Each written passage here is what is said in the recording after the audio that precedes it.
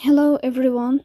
Today we will talk about how to fix or how to solve the problem of fasting tracker app with good settings. In this page, you will click on apps, default apps, app settings. Here you will search about fasting tracker and you will enter.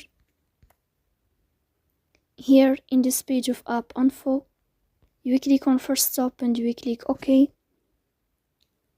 Then you will enter to the window of storage.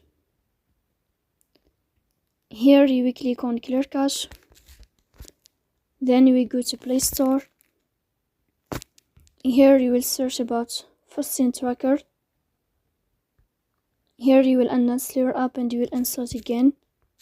So please don't forget to support us by like and subscribe.